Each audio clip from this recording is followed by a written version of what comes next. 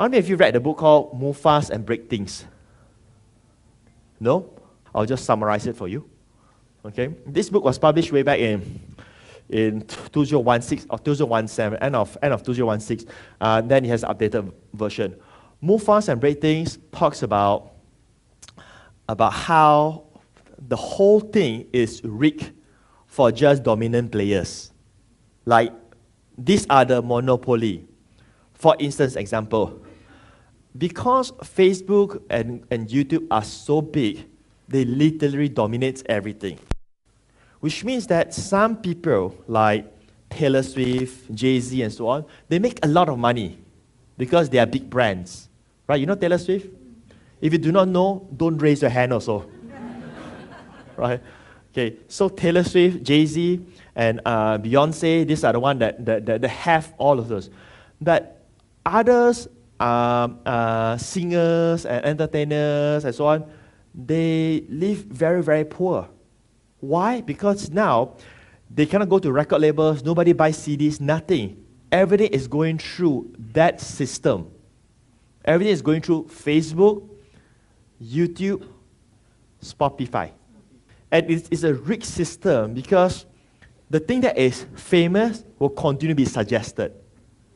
So the winner continues to win. So that's why it's a game of monopoly. So if you are a loser, you will never be able to break through that thing. So the whole system, it's literally dominated by just few key players. I'm just summarizing the whole thing for you right now. Okay, Facebook, Google, Amazon. 50% of purchase in US through Amazon right now. They buy groceries, they go to Amazon, right? You go and watch YouTube, you don't go to other. It's all this. So they're literally dominating that. They are the monopoly in that sense. So it makes me think, right? If these are the monopoly, rather than me bitch about it, how can I think differently and see the advantage that I can ride on? So my way of looking at social media is that I will only go with the monopoly players. What is something that's in common for four of them? It's all videos. Which leads me to the next point. It's called content repurpose and recycling. How many of you came here because you saw some of my videos on Facebook? Right. So we run a lot of videos, ads, and so on. Now, because all of them are videos driven, it means that my workload, it is not 4 times anymore. I produce one video, the video is repurposed. Repurposed means it's being edited, changed differently for different platforms. Recycling means it's exactly as it is. So if this video goes on YouTube, this video can also go on LinkedIn. So my strategy is I focus producing one core video. I'll share with you, I'll break it down my social media system. I will produce, if I shoot a short video, like 5 minutes and so on, the video will be produced for Facebook. That's the primary one for Facebook. Once I produce for Facebook, once I release it on Facebook, then only I'll use that video to go into YouTube. Right? Then only it goes to LinkedIn. LinkedIn is the place where I do not focus, but I will start to put content inside. So in terms of the content, so this is my Facebook page. So right now we have about over 200 episodes. I'll just go and click here. And we're going to produce videos and videos and videos and so on. We have over 200 episodes right now. Short videos, 5 minutes, 10 minutes, and so on.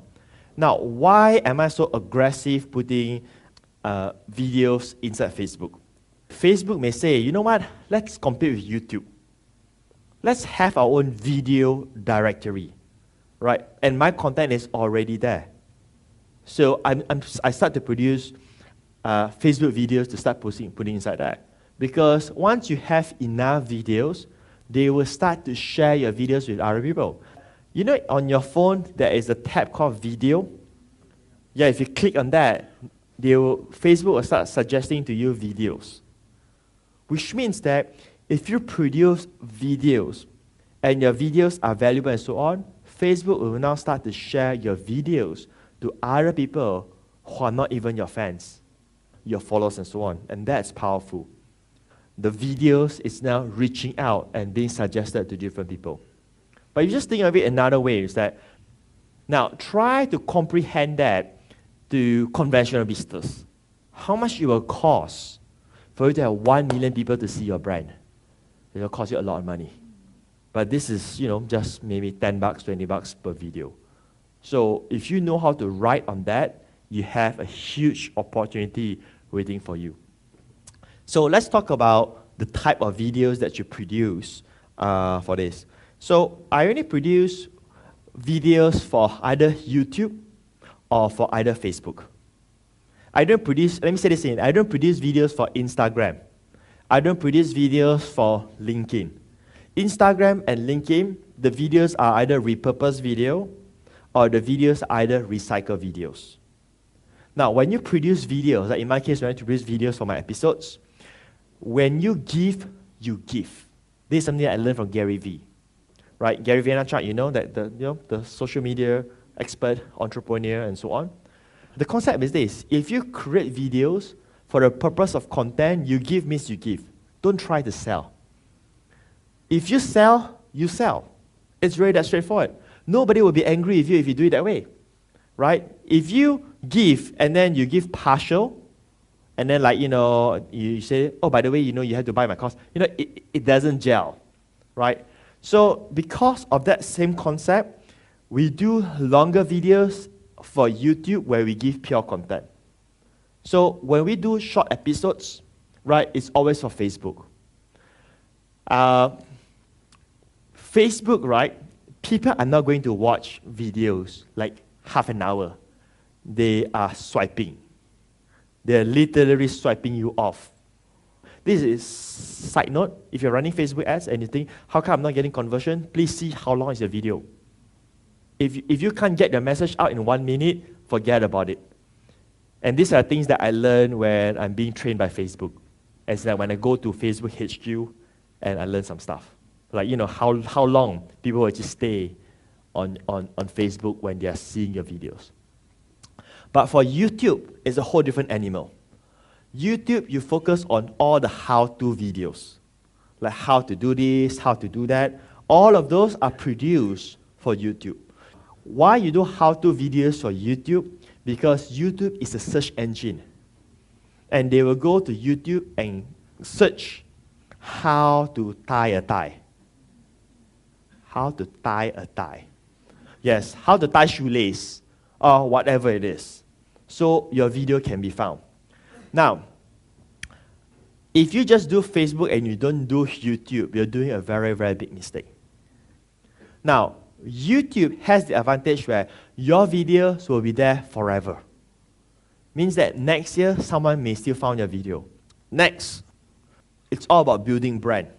Now, it's even more important than ever that your focus is all about building brand and not trying to make money here and there. Now, what do I mean by this? Regardless of whether you're an affiliate marketer, product creator, freelancer, or whatever that you want to do online, right? Your brand is the one that determines whether you get clients or not. So instead of you spend time on thinking how to optimize a sales page, how to write a better headline, change the color, design a better e-cover and so on, you're wasting your time. You should be using all that time to just build your brand. How many of you know about self-help stuff? Like Tony Robbins, Tony Robbins? Everybody know Tony Robbins? If you don't know Tony Robbins, we're talking about Robert Kiyosaki. You know Robert Kiyosaki? Robert Kiyosaki likes to do that, okay? Okay, so everybody should know Rich Dad Poor Dad, okay? Now, Rich Dad Poor Dad with his brand, let's say there's 2 promotions going on. Rich Dad Poor Dad with another super ninja marketing expert, right? But this is Robert Kiyosaki. This guy needs to write like 50 pages of sales letter, right? 50 pages. Robert Kiyosaki just needs to tweet, and people will buy. Yeah. You know what I mean? So do I make it clear that the brand is more important than trying to become a ninja? Right? Full stop, period, that's it. I hope that you understand that simple example. Like I do this summit, it's brand building. This is all about building brand. And building brand means it's all about adding value. And if you do that enough, you don't have to be concerned whether people will buy from you or not. If you are true, as in like you are the real deal, people will come to you. You don't have to try so hard. You with me so far? Okay. So how do you actually build your brand? These are three simple principles that you can follow. The three rules of brand building. So the first thing is that the three rules of branding is that your brand must always be consistent with your message. What does your brand represent? You cannot be something and then next month you do something, and then you continue to switch brands. You are this expert and then you're that expert and everything else. You got to stand by your message. What is the message that you put out to the marketplace? And you remain on that. Now for me, my message that since 2015 is only mainly three things. Now if you look at all the gurus, they also have probably 2 or 3 key message. The brand are always the same, right? So mine will be this. Mine is always focused on building systems so that you can automate as much as possible. You always focus on building assets and not building tactical stuff. You build assets. Brand is an asset. Database is an asset. Product asset. You focus on building assets. And the last one, all of this is for the purpose of to achieve freedom. Right? There are other gurus' brand is there, go and make lots of money and things like that, which is fine. But that's just not me. Mine is about to have quality life, make more than enough, like 10x your current lifestyle so that you don't have to worry about money. But it's all about having freedom to do what you want, which I'll teach you more about that tomorrow, how I engineered that system. And the next thing is that your UVP, that is your brand. What is the value that you deliver? People are associated to that. What is the experience that you give? If you sell physical products, what is the experience that they have? And lastly, it's about the right association. Branding has to do with who you're associated with or what other brands you're associated with. 2 months ago, I went to a simple partnership together with Anik Singhal of Learn Inc. How many of you were there? I did an event, right? Thank you for raising your hand. I'm very glad because you went to that program and you came here. It means I must have done something right. True or not, Kala? If I was doing something wrong, they wouldn't be here again, right? I mean, who would be that dumb and go and then, right? It must be something right, and that's why. Why we do that? Okay, so you just see the whole process of brand building. It's all about the value we deliver at a time. Tremendous value to see Anik live in person. And it's through the right association. Because Anik is a good brand. It's through brand association. I want to be associated with a good brand, and he can trust my brand, so we work together. So that enhance on the brand. So why I bring this up is because it's very tempting to make money. There are other people who can promise you to make money. There are other brands that can promise to make money. Like for instance, you found a product, and this product can sell really well, but it's really bad brand, right? So it's very tempting for you not to do it. But once you do it, you hurt your brand, which means you're killing the golden goose.